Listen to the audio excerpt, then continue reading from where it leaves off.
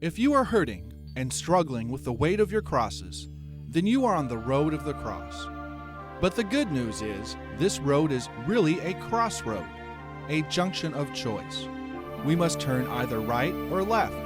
We can either accept the crosses or rebel against them. Father Robert Faricy is a well-known theologian who holds the title of Emeritus Professor of Spirituality at the Pontifical Gregorian University in Rome.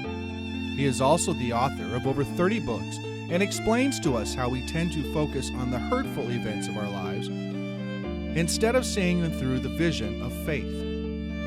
This vision of faith allows us to see the spiritual growth God has planned for each one of us through the many crosses we bear. Cheryl Wynn has been speaking with Father Faricy for the past 8 years at Catholic conferences all over the world. She candidly reveals how easy it is to lose sight of the basic truths when we are struggling under the crushing weight of our own personal crosses. Together, they teach us to understand how God's merciful love is camouflaged within the very crosses He sends or permits in our lives. Father Faricy and Cheryl Wynn remind us in a powerful way to always remember, by His wounds we are healed. Well, I was born a Catholic and brought up Catholic. And then I was out of the church for a little bit. And I took a test and won an appointment to the United States Naval Academy. Wow. When I was in the Navy. And they make you go to church on Sunday. Do they really? At the Naval Academy. At least they used to in my time. And so I went to Mass every Sunday, but I wasn't really practicing. And during the summer, I didn't go to church at all, only during school year. So I came back and became a serious Catholic, pretty much by mistake. It was my junior cruise between my junior and senior year at the Naval Academy, and we were moored in Lisbon, Portugal, and by a series of mistakes, I ended up in Fatima, which is the shrine now where our Blessed Mother is supposed to have appeared in a field to 3 little children. Mm-hmm. And at the time, there was no real shrine. They were just laying the foundation for the shrine. It was the 1940s, middle 1940s. And I was one of maybe 5 or 6 people on the premises. And the next bus was 5 hours later to go back to Lisbon. And I had nothing to do and nothing to drink, and there was no running water, nothing. So I bought a bottle of wine and drank that. As any good naval person would do, right? Taking a break, right? Well, it was a hot day, and I was thirsty, and I was feeling no pain. And then I saw another stand where they sold rosaries. And I thought, I'm a Catholic, even though I wasn't practicing. So I bought a rosary, and then I realized I didn't know how to say it. So I bought a little pamphlet in English that they were selling there on how to say the rosary. And then I hung out for 4 more hours and went back to Lisbon and went to the Amazon bar. I still remember the name of it. And got fairly smashed. And the MPs brought me back to the ship, but I didn't know what ship I was on. I was mostly unconscious. And I woke up on the wrong ship. And when I woke up, I realized I was on the wrong ship, and I also realized that my whole life had changed and that I had a call to the priesthood. You knew that right away? Yeah, and it shocked me. So I thought about it all day. I thought, how did this happen? And I don't go to church, at least in the summers. When I don't have to, I don't go. And how can I possibly have a vocation with the kind of life I'm living? I was living a very immoral life. In any manner of looking, in any way you look at it, I was a bad Catholic, really bad. So I just thought about it all day, and then finally, I sat down and we unmoored in Lisbon, and we were headed for Norfolk, Virginia, going across the Atlantic that afternoon. And that night I sat in the bow of the ship, and I made a deal with God because I was too dumb to know you don't make deals with God. So I said, look, I think you want me to be a priest, and it's a complete impossibility. There's no way I can ever even be accepted into the seminary. But if you do it, I'll do it. And that was it. That was the deal. So he did it. It was a wonderful position, and I loved it.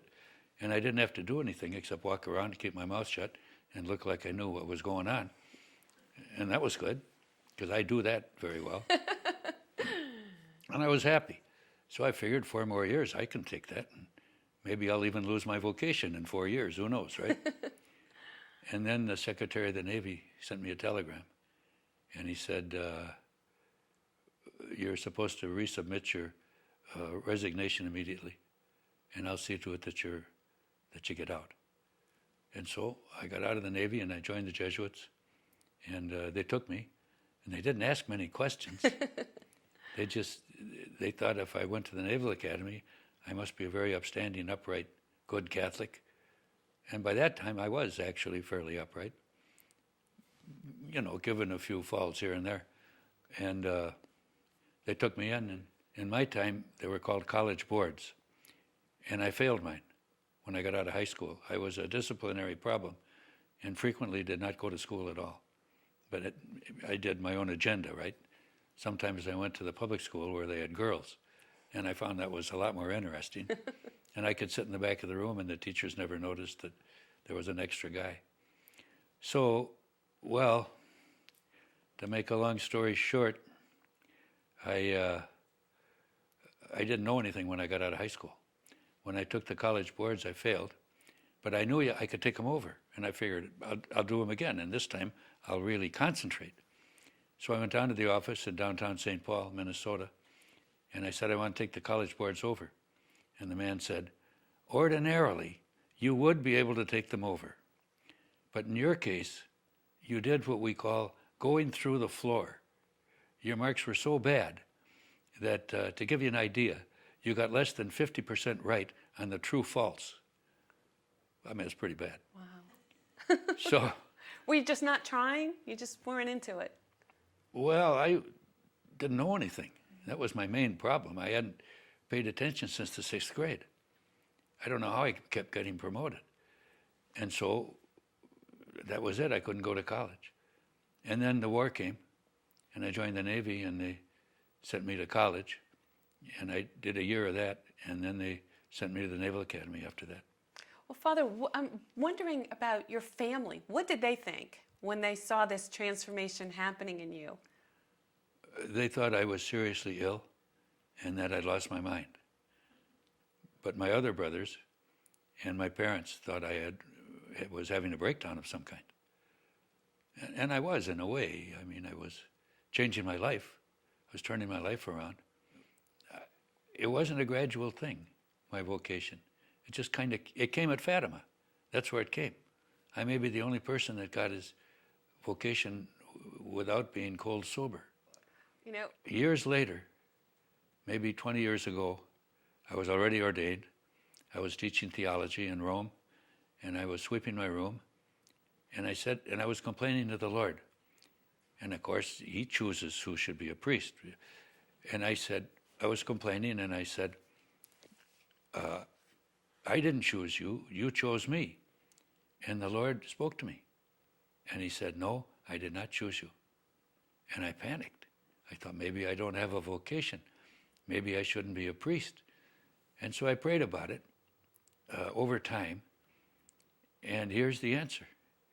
I was chosen by the Blessed Virgin Mary at Fatima.